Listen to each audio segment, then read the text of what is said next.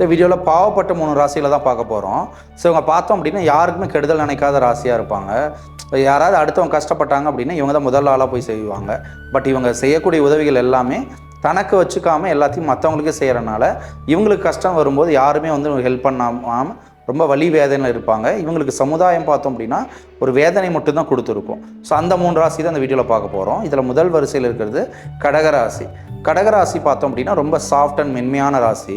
இவங்க அடுத்தவங்களுக்காக பார்த்தோம் அப்படின்னா ரொம்ப அதிகமாக செய்வாங்க. யாராவது கஷ்டத்தில் இருந்தாங்க அப்படின்னா ஃபஸ்ட்டு இவங்க தான் போய் செய்வாங்க.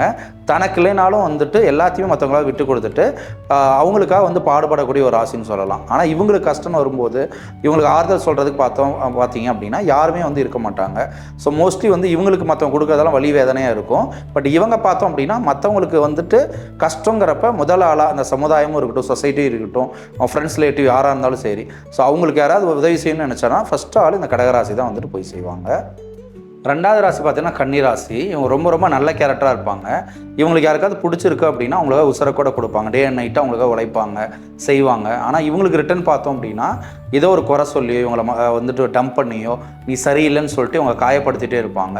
ஸோ இவங்க வாழ்க்கை ஃபுல்லும் வந்து பார்த்தோம் அப்படின்னா நிறைய ஏமாற்றங்களை சந்திச்சு மற்றவங்களால் வந்து வலி வேதனை தான் வந்து அதிகமாக அனுபவிச்சிருப்பாங்க.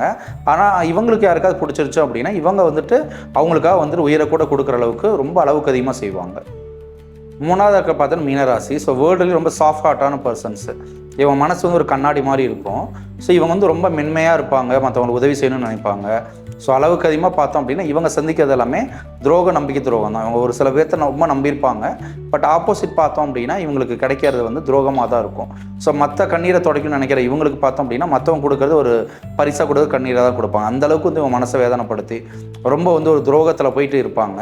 ஸோ ரொம்ப ஒரு வலி வேதனை அடைக்கக்கூடிய ஒரு பாவப்பட்ட ராசியில் நம்ம மீனராசின்னு சொல்லலாம். இந்த 3 ராசியில் நீங்கள் ஏதோ ஒரு ராசியாக இருந்தீங்க அப்படின்னா உங்களோட அனுபவங்களை கமெண்டில் சொல்லுங்கள்.